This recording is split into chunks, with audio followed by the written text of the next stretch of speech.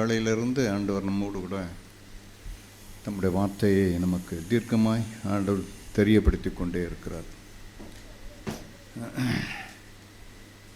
பிரியமானவர்களே, அநேக நேரங்களில் நம்ம சாம்பலாய் மாறுகிறது கிடையாது. அதனால்தான் தேவன் ஏலியின் குடும்பத்தையே தேவன் புறம்பாக்கி போட்டார். உங்களுக்கு ஒரு காரியத்தை உங்களுக்கு காண்பிக்க விரும்புகிறேன். 1 சாமுவேலின் புஸ்தகம்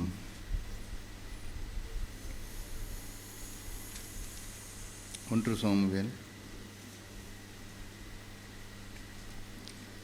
2ஆம் அதிகாரம் 1 சாமுவேல் 2ஆம் அதிகாரம் 2ஆம் அதிகாரம் 12வது வசனம். 1 சாமுவேல் 2:12. ஏலியின் குமாரர் பேலியாளின் மக்களாய் இருந்தார்கள், அவர்கள் கர்த்தரை அறியவில்லை. அந்த ஆசாரியர்கள் ஜனங்களை நடப்பித்த விதம் என்னவென்றால், எவனாயிலும் ஒரு பலியை செலுத்தும் காலத்தில் இறைச்சி வேகும்போது ஆசாரியனுடைய வேலைக்காரன் 3 கூறுள்ள ஒரு ஆயுதத்தை தன் கையிலே பிடித்து அதனாலே கொப்பரையிலாவது பானையிலாவது சுருவத்திலாவது ஈட்டியிலாவது குத்துவான். அந்த ஆயுதத்தில் வருகிறதையெல்லாம் ஆசாரியன் எடுத்துக்கொள்வான். அப்படி அங்கே சீலோவில் வருகிற இஸ்ரவேலுக்கு எல்லாரும் செய்தார்கள். கொழுப்பை தகனிக்கிறதற்கு முன்னும் ஆசாரியனுடைய வேலைக்காரன் பலியிடுகிற மனுஷனை நோக்கி, ஆசாரியனுக்கு பொரிக்கும்படி இறைச்சி கொடு, பச்சையை இறைச்சியை அல்லாமல் அவித்ததை உன் கையிலே வாங்குகிறதில்லை என்பான்.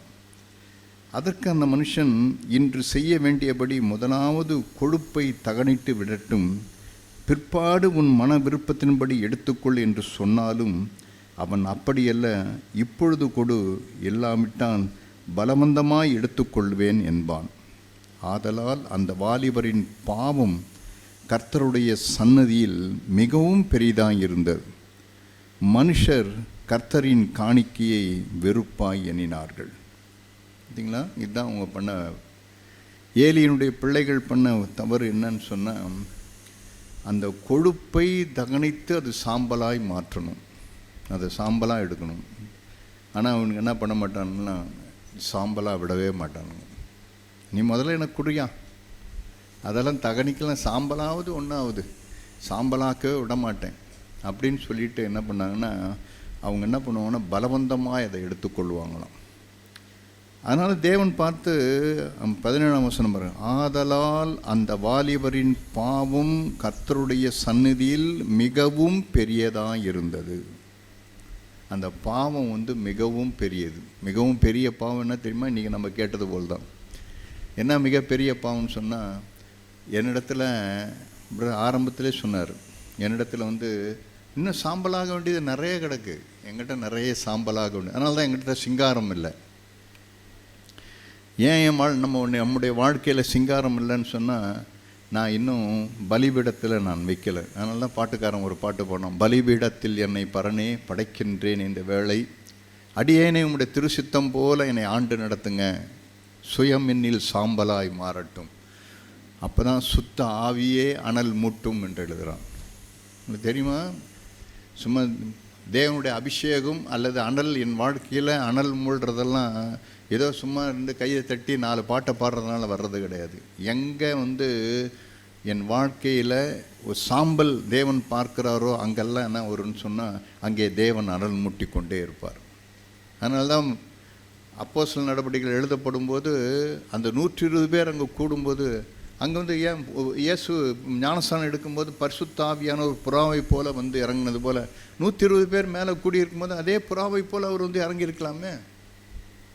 அதே 120 பேர் அவங்க இயேசு ஞானஸ்தானம் படும்போது பரிசுத்த ஆவியான ஒரு புறாவை போல் அவங்க மேலே அமர்ந்தார்னு சொன்னவர், அதே இவங்க 120 பேர் கூடியிருக்கின்றவர்கள் அதே புறாவை போல் பரிசுத்த ஆவியான ஒரு 120 பேர் அமர்ந்தார்னு எழுதியிருக்கலாமே. ஏன் எழுதலைன்னா 120 பேரும் நீங்கள் சாம்பல் ஆகணும்பா, நீங்கள் சாம்பல் ஆகணும். அதான் இன்றைக்கி சகோதரன் பேசுனது. அந்த சாம்பலில் தான் சிங்காரம் வரும். இங்கே கூட இன்னும் சாம்பல் ஆகாமல் இன்னும் அந்த பச்சை கறி, ஏலியின் குமாரர்கள், ஏலியின் வாலிபர்கள் இங்கே உட்காந்துருக்குங்க. இன்னும் பச்சை கறி வேணும் எனக்கு சாம்பல்லாம் எனக்கு தேவையில்லை. வேதம் சொல்லுது, அந்த பாவம் மிக பெரிதாக இருக்கும், அது பெரிதாக இருக்கும். எப்போ தேவன் வந்து உங்களையும் என்னையும் சுட்டெரிக்கலையோ அது வந்து தேவனுடைய பார்வையில் மிகப்பெரிய பாவம். அது மிகப்பெரிய பாவம். சுட்டெரிக்க அநேக நேரத்தில் சுட்டெரிக்கலாம். தேவன் இதை நான் சுட்டெரிக்கட்டுமான்னு கேட்டால் இல்லை, சுட்டெரிக்கலை, சுட்டெரிக்க கொடுக்க மாட்டாங்க. அதனால தான் இன்றைக்கி சகோதரன் பேச முன்னே அதே தான் ஆராதனையில் அந்த சகோதரன் பேசினார். அந்த சகோதரன் ஒரு வார்த்தை எனக்கு ரொம்ப நல்லா வெளிச்சமாக இருந்தது. யோபு ஃப்ரெடி யோபுலேருந்து ஒன்று சொன்னீங்கன்னா யோபு 21 யோபு 21 எடுங்க. ரொம்ப வெளிச்சமாக இருந்தது அந்த வார்த்தை. யோபு 21 பாருங்கள். 21 அவங்கள வந்து 21:14 வாசித்து பாருங்களேன். எவ்வளோ அது வந்து இதுவாக இருக்குது. யோபு 21:14 வாசித்து பாருங்கள். அவர்கள் தேவனை நோக்கி எங்களை விட்டு விலகீரும், உம்முடைய வழிகளை அறிய விரும்புவோம். சரிங்களா? யோபு 21:14 பாருங்கள். அதை சும்மா அந்த வார்த்தையை தியானித்து பாருங்களேன். அந்த வாலிப பிள்ளை அந்த வார்த்தையை அவன் காண்பிக்கும்போது, அந்த வாசிக்கும்போது எனக்கு நான் படிச்சிருக்கிறேன். யோபு அடிக்கடிக்கு படிப்பேன். நான் ஒரு முறை படிச்சிருக்கிறேன். ஆனால் இந்த வார்த்தை இன்றைக்கி எனக்கு வெளிச்சமாக வந்தது. 21:14 அவர்கள் தேவனை நோக்கி எங்களை விட்டு விலகிறோம் அப்படின்னு என்ன அர்த்தம்? நீங்கள் கொஞ்சம் விலகிருங்க, நான் சாம்பலாக விரும்பலை, உங்களுடைய வழிகளை நாங்கள் அறிய விரும்புவோம். உங்கள் வழியெல்லாம் எங்களுக்கு தேவையில்லை, எங்கள் சொந்த வழியே போதும். அது இருக்கிற வரைக்கும் நான் சாம்பல் ஆகவே மாட்டேன். அப்புறம் எங்கே சிங்காரத்தை பற்றி பேசுறது? அப்புறம் எங்கே எனக்கு சிங்காரம் வரப்போகுது? சிங்காரம் வரவே வராது.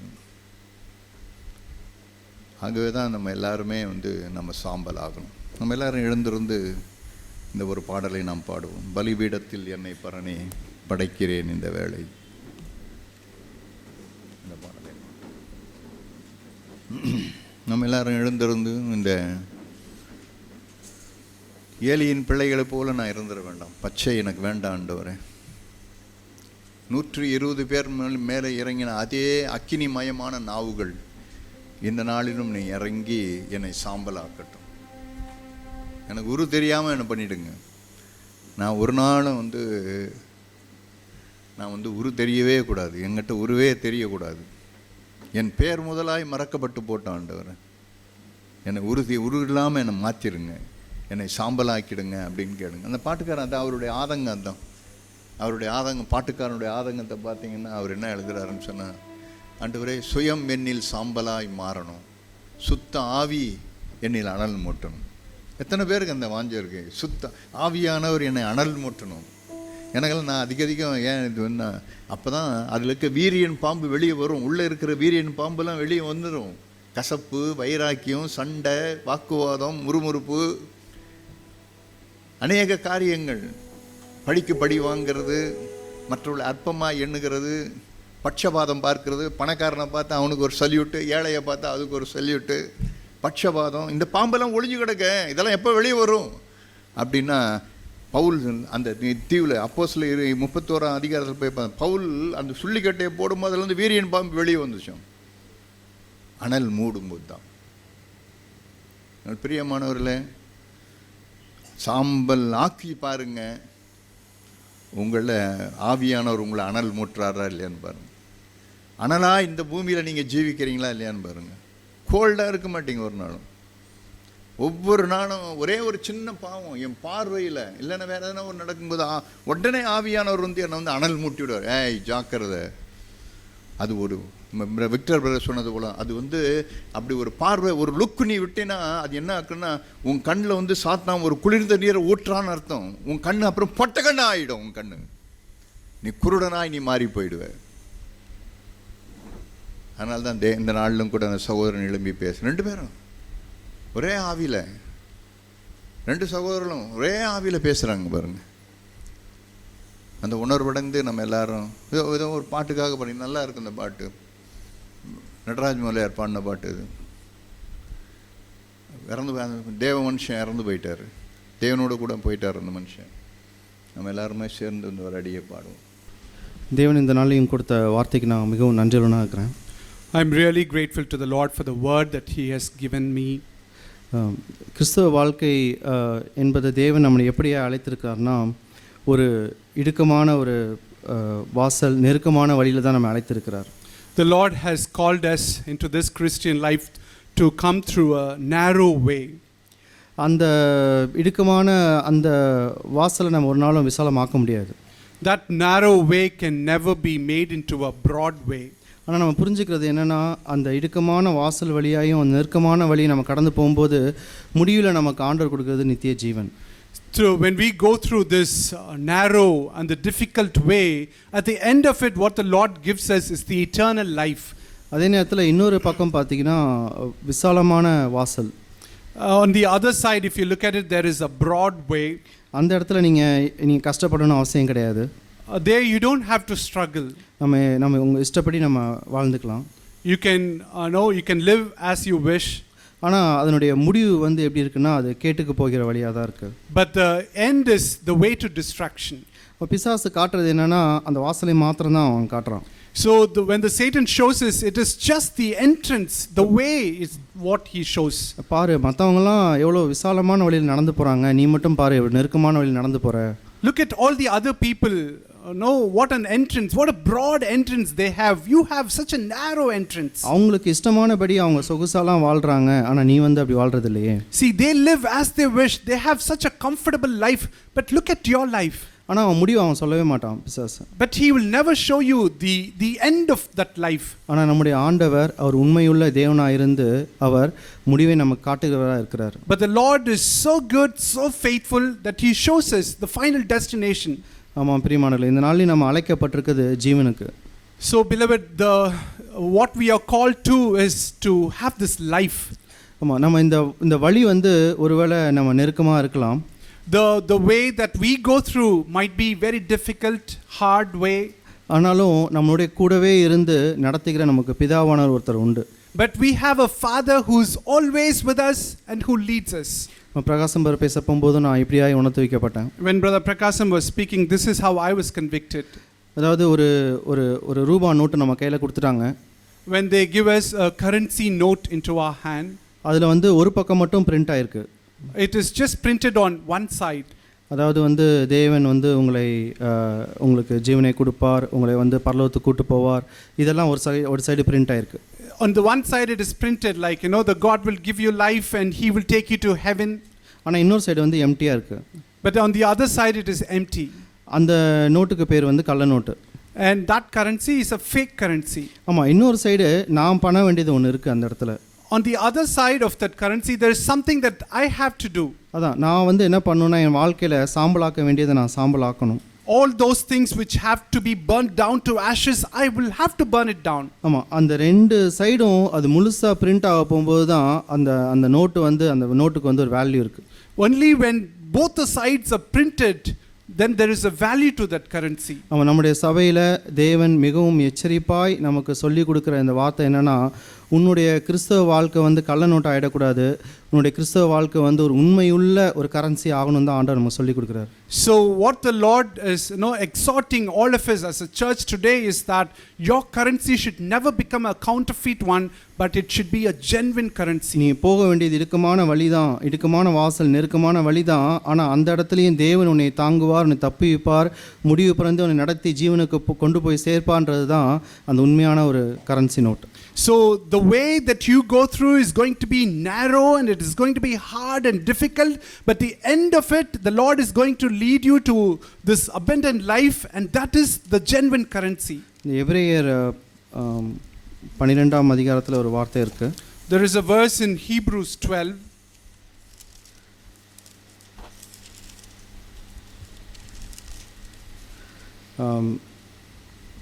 இரண்டாம் வசனத்தில் நம்ம வாசிக்கிறோம், அவர் தமக்கு முன் வைத்திருந்த சந்தோஷத்தின் பொருட்டு அவமானத்தை எண்ணாமல் சிலுவையை சகித்து தேவனுடைய சிங்காசனத்தின் வலது பார்சத்திலே வீற்றிருக்கிறார். Verse 2 it says, who for the joy set before him endured the cross, despising the shame, and has sat down at the right hand of the throne of God. ஆமாம், அதில் அழகாக கொடுக்கப்பட்டிருக்கு, அவர் தமக்கு முன் வைத்திருந்த சந்தோஷத்தின் பொருட்டு. For the joy set before him is what is beautifully mentioned there. ஆமாம், அந்த சந்தோஷம் என்னன்றது அந்த வசனத்திலே கொடுக்கப்பட்டிருக்கு. அது என்னன்னா பிதாவின் வலது பாரிசம். So it is also mentioned what is the joy that is set before him, that is to sit down at the right hand of the throne of God. ஆமாம், அவர் வந்து அங்கே போய் அதை ருசிக்கிறதுக்கு முன்னாடி அவர் பூமியிலே அதனுடைய அவர் வந்து அதை ருசித்திருந்தார் இயேசுவானவர். Before he goes to heaven and to taste that, he had experienced that, he had tasted that already here on this earth. ஆமாம், நமக்கு முன்பாகவும் ஒரு சந்தோஷம் வைக்கப்பட்டிருக்கு. Even before us there is a joy that is set before us, all of us. ஆமாம், நம்மளும் இந்த உலகத்தில் இருக்க போகும்போதே தேவனோடு கொண்டிருக்க அந்த ஐக்கியம், அவருடைய பிதாவின் வலது பார்சத்தில் இருக்கிற அந்த இன்பம், அதை நம்ம ருசிக்கிறவர்களாக நாம் இருக்கணும். We should be here people who are having that fellowship with the Father and who are experiencing that joy sitting at the right hand of the throne of God on this earth. ஆமாம், அந்த சந்தோஷத்தை நம்ம அனுபவிக்க போகும்போது தான் நம்முடைய இந்த நெருக்கமான வழி வந்து அதெல்லாம் நமக்கு ஒரு பொருட்டாவே இருக்காது. Only when we experience that joy, this narrow way will never be a big thing for us. ஆமாம், நாம் சாம்பலாக்க வேண்டிய நம்ம வாழ்க்கையில் காணப்படுகிற காரியங்கள்லாம் ஒரு பொருட்டாவே இருக்காது. All those things which has to be burnt down as an ash, it will never be a big thing for us. ஆமாம், நம்ம தேவன் நம்மோடு கூட அன்பாய் பேசுகிற அந்த வார்த்தையை நம்ம வந்து எவ்வளவாய் நம்ம கேட்டு கொண்டிருக்கிறோம் ஒவ்வொரு நாளும். How much do we every day listen to those loving words from the mouth of Jesus? ஆமாம், அவர் அன்பாக பேசுறதுக்கு அவர் ரெடியாக தான் இருக்கிறாரு. He is always ready to speak to us in a loving way. But நம்ம வந்து கேட்கறதுக்கு நம்ம வந்து ஆயத்தம், நானும் நீங்களும் ஆயத்தமாக இருக்கிறோமா? But are you and me, are we ready to hear him? ஆண்டவர் வந்து நம்ம ஒருவேளை நம்ம நல்லவங்களா இருந்து பாவத்திலே விழாம இருந்தால் தான் அன்பா பேசுவாரா? Will the Lord speak to us in a loving way only if we do not fall into a sin? ஆமாம், இல்லை, நம்ம வந்து விழுந்த போதும் அவர் நம்ம இடத்துல அன்பா பேசுகிறதா தான் இருக்கிறார். Even while we fall, the Lord is so lovingly speaking to us. ஆமாம், நான் என்னோட வாழ்க்கையில் நடந்த ஒரு காரியத்தை நான் ஷேர் பண்ணுறேன். I just want to share something that happened in my life. என்னோட வாழ்க்கையில் நானும் வந்து சில காரியங்களில் நான் ஒரு முரட்டாட்டமாக இருந்து நான் விழுந்து தேவனுடைய சிச்சையில் நான் இருந்த நேரத்தில் you see, I had been rebellious toward the Lord and I had fallen, and when I had been disciplined by the Lord, அப்போது எனக்குள்ள வாழ்க்கையில் தேவனுடைய அன்பு நிமித்தம் சில சிச்சைகள் அனுபவித்திருந்தார். and the Lord had allowed certain disciplines because of his love. அப்போ நான் மிகவும் சோர்ந்து போயிருந்தேன். And I was so discouraged. அப்போது அந்த சோறு வந்து ஒரு நாள் கடந்து வந்து கொண்டே இருந்தது. And so this discouragement was going on day after day. அப்போ ஒரு நாள் காலையில் எழுந்திரிச்சு, ஆண்டவரே நீங்கள் வந்து நான் ரொம்ப சோர்ந்து போயிட்டேன் ஆண்டவரே, எங்ககிட்ட கொஞ்சம் நீங்கள் அன்பாக பேசுங்க. So one morning I got up and said, Lord, I'm so discouraged. Speak to me in a loving way, in a gentle way. என்னை தேற்றுங்க ஆண்டவரே. Lord, comfort me, Lord. அப்படி பேச போகும்போது ஆண்டவர் என்கிட்ட செப்பனியா 3:17 தான் பேசினார். So when I said that, the Lord spoke to me from Zephaniah 3:17. ஆமாம், அவர் வந்து அமைதியாக என்னோட லைஃப்பில் அவர் பிளான் பண்ணிட்டு இருக்காரு. And the Lord was been planning, so quietly in love. என் வாழ்க்கையில் நடக்கிற எல்லா காரியங்களும் அவருடைய பிளான்குள்ளே தான் இருக்கு. So all that happens in my life is according to his plans. அன்புனால அதை நிறைவேற்றுறாரு. And in his love he perfects them. என்னுடைய வாழ்க்கையில் சாம்பலாக வேண்டியதுன்னு அவர் பிளான் பண்ணிட்டாருன்னா அவர் அன்பினால் அதை நிறைவேற்றுவார். And if he has planned that something in my life should be burned down to ashes, he will perfect that in love. அதுக்கப்புறம் இயேசுவானவர் அந்த ஜீவன் என்னில் வெளிப்படுறதை பார்த்து அவர் சந்தோஷத்தில் பாட்டு பாடி மகிழ்வாராம். And when the life of Jesus is being revealed in me, he will rejoice over me. ஆமாம், தேவன் என் வாழ்க்கையில் என்னை பார்த்து ஒரு பாட்டு பாடி எப்போ மகிழ்வார்னு நம்ம நினைக்கிறோம். When do we think that the Lord will sing over us and rejoice over us? உண்மையிலே நம்ம யோசிச்சு பார்ப்போம், நம்மளுடைய பிள்ளைகள் கிறிஸ்துவுக்குள்ள ரட்சிக்கப்பட்டு அவன் தேவனுக்கு பின்னாடி நடக்க போகும்போது நம்ம வாழ்க்கையில் உண்மையாக அந்த சந்தோஷம் இருக்கும்.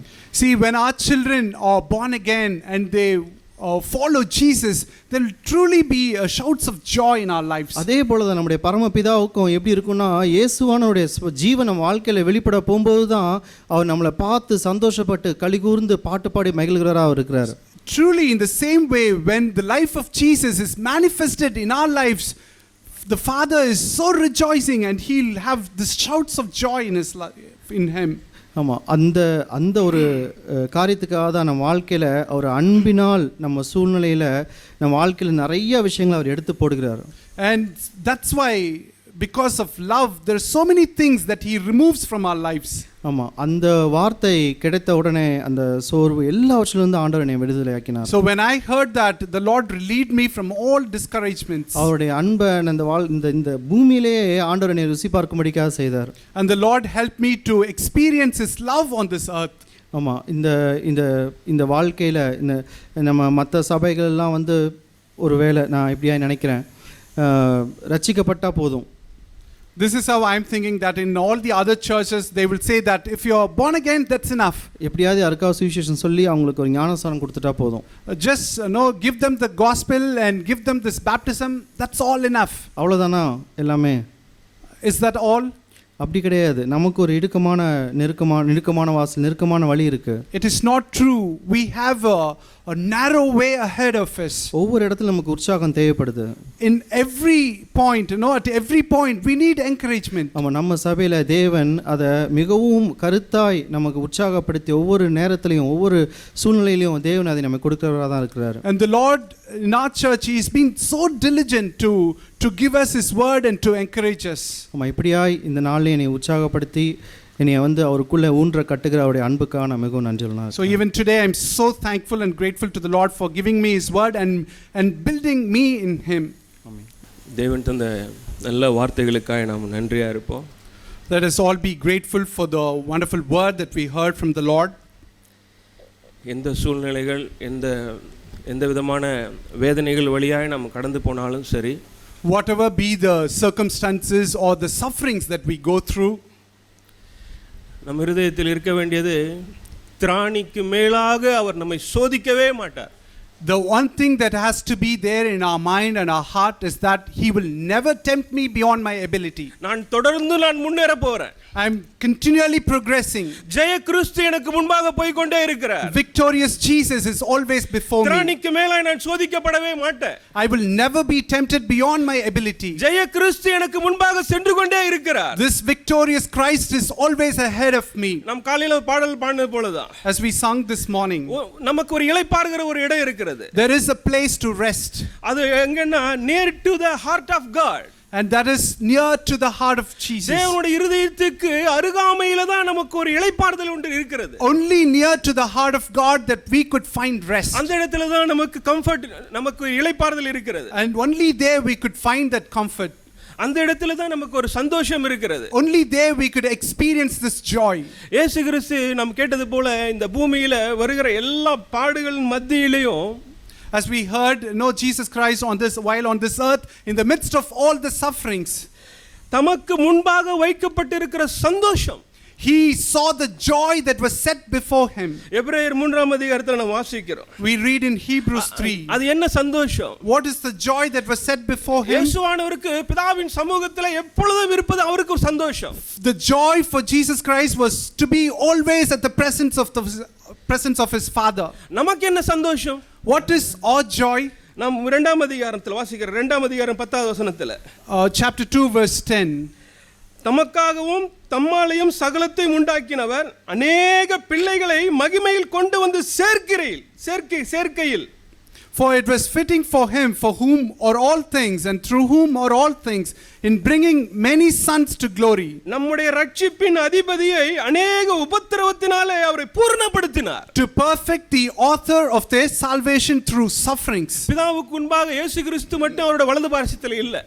Before the Father, it is not just Jesus Christ who is seated at the right hand of the throne of God. திராணிக்கு மேலாக நம்மையும் சோதனைக்கு உட்படுத்தி அதே வலது பார்சத்தில் நம்மையும் கொண்டு போய் சேர்க்கும்படியாக தான். And he leads us through many sufferings, and he leads us to that right hand of throne of God. அதனுடைய சீக்ரெட் தான் நாம கேட்ட என்ன அப்படினு சொல்லிட்டு, that is the secret that we heard this morning. உம்முடைய நாமத்தை என் சகோதரர்களுக்கு நான் அறிவிப்பேன். I will proclaim your name to my brethren. 12வது வசனம், verse 12. உம்முடைய நாமத்தை என்னுடைய சகோதரர்களுக்கு நமக்கு அவர் அறிவிக்கிறார். He proclaims the name of the Father to us. இந்த உபத்திரவ வழியாய் கடந்து போகிற வேளையில, as we go through this sufferings, அந்த நாமம் தான் அப்பா பிதாவே என்று அழைக்கிற புத்திர சுவிகாரத்தின் ஆவி. that is the name which calls Abba Father. இயேசு கிறிஸ்து நமக்கு ஒரு முன்மாதிரினா அவர் என்ன செய்தார் அதே தான் நாமளும் செய்யணும். So if Jesus Christ is our forerunner, if he is our example, then we should do what he has done. பலிபீடத்துல அவர் சுகந்த காணிக்கையாய் நான் இருக்கணும் அப்படின்னா, if I have to be a pleasing sacrifice on the altar, இயேசு கிறிஸ்து பலிபீடத்துல பிதாவுக்கு சுகந்த காணிக்கையாய் வைத்தது போல, as Jesus Christ kept himself as a pleasing sacrifice on the altar, எபிரேயர் 13:13, Hebrews 13:13, 12 இருந்து வாசிக்கிறேன். அந்தபடி இயேசுவும் தம்முடைய சொந்த இரத்தத்தினாலே ஜனத்தின் பரிசுத்தம் செய்யும்படியாக நகர வாசலுக்கு புறம்பே போய் பாடுபட்டார் அவர். Verse 12 onwards, therefore Jesus also, that he might sanctify the people through his own blood, suffered outside the gate. பலிபீடத்துல சுகந்தமா இருக்கணும் அப்படின்னா, in order to be pleasing on the altar, 13:13, ஆகையால் நாம் அவருடைய நிந்தையை சுமந்து பாளையத்துக்கு புறம்பே போய் அவரிடத்தில் புறப்பட்டு போக கடவோம்.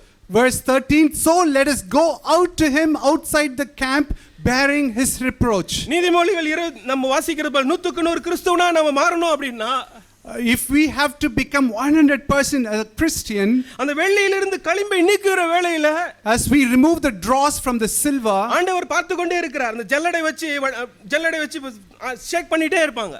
as they are straining out through that filter, அது மேல அந்த தங்கமோ இல்ல வெள்ளியோ இல்ல சுத்தமான காரியமோ கிடைக்க மட்டுமா அது அலசி கொண்டே இருப்பாங்க. as long as they find that gold or the precious thing, நம்ம ஜல்லடைக்கு கீழே சாம்பலை பார்த்து கொண்டு இருக்கிறது நம்ம தேவன் அழைக்கல. the Lord has not called us to look for the ashes that are below that filter. அது பயனுள்ள வெள்ளியாய் மாறுமா?